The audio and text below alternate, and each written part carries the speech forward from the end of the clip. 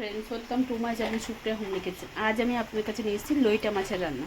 তো তার জন্য আমি কড়াইতে সর্ষের তেল দিয়ে দিলাম, বেশ খানিকটা সর্ষের তেল দিয়ে দিলাম।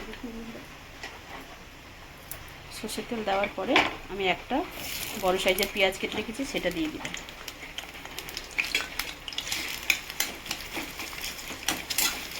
তেলটা একটু হতো, তো পেঁয়াজটা ভেজে নিয়ে ফিরছি। তো বন্ধুরা দেখুন, পেঁয়াজটা আমার মোটামুটি ভাজা লাল লাল ভাব এসছে।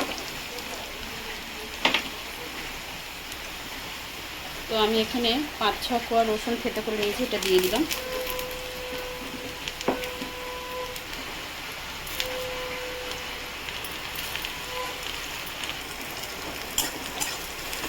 রসুনটা একটু ভাজা ভাজা করে ফেলবো। তো রসুনটা ভাজা ভাজা হয়ে গেছে, বেশ গন্ধ বেরিয়েছে। আমি 4-5টা কাঁচা লঙ্কা আর একটা মিডিয়াম সাইজের টমেটো কেটে রেখেছি, এটা দিয়ে দেবো। এর সাথে আমি স্বাদ মতো নুন দিয়ে দেবো।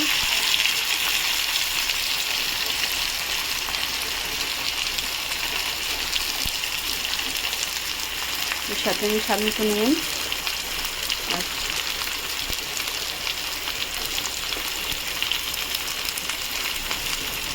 লঙ্কার গুঁড়োটা দিয়ে দেবো।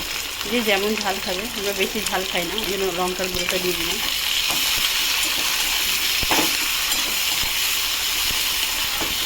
ভালো করে নেড়ে ফেলে ফিরছি। যেহেতু আমার টমেটো আছে, ওই জন্য মশলা করার টেনশান নেই।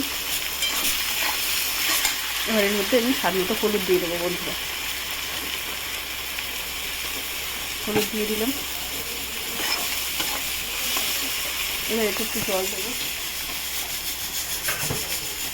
সামান্য জল দিয়ে দেবো।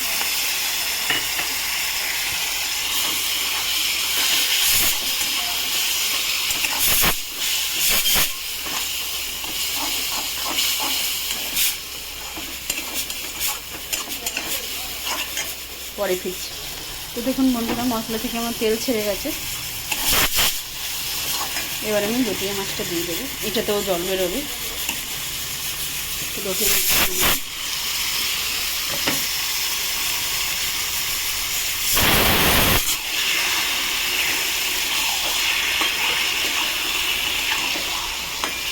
এবার শুধু জল শুকনো করার, আর কিছু লাগবে না। শুধু এবার যেতে জল শুকনো করবো। তো পরে বন্ধুরা ফিরছি, জলটা শুকনো করে, মানে জল বেরোবে, এর মাঝেও দেখাবো, পরে ফিরছি। তো বন্ধুরা দেখুন, এই দেখুন জল বেরোনো শুরু হয়ে গেছে। তো আমি এই অবস্থায় এটাকে এবারে মিডিয়াম আঁচে করে জলটা শুকনো করে পরে ফিরছি। তো দেখুন বন্ধুরা, এটা আমার লটিয়া মাছ ভেঙে আছে, হচ্ছে টুকটুক করে। এটা জলটা শুকনো করে তারপরে আপনাদের কাছে ফিরছি। লটিয়া মাছটা আমার জলটা শুকনো করে রেডি হয়ে গেছে। তো আমি এর মধ্যে এবার ধনিয়া পাতা কুচি দিয়ে দেবো। দেখি ধনিয়া পাতা কুচি দিয়ে দিতে বসে যাচ্ছে, পড়ে যাচ্ছে। দেখুন সব নিয়ে রেখে। তো দেখুন বন্ধুরা, আপনারা ট্রাই করবেন আমার মাছটা রান্না কেমন হলো, আর কমেন্ট সেকশনে কমেন্ট করে জানাবেন আমার রান্নাটা কেমন হয়েছে। তো বন্ধুরা ট্রাই করে মেসেজ করে আমাকে জানাবেন, কমেন্ট করে জানাবেন রান্নাটা কেমন হয়েছে। আর আমার চ্যানেলটা লাইক অ্যান্ড সাবস্ক্রাইব করবেন। Thank you for watching. Bye bye. ঝাল ঝালই তো করেছে।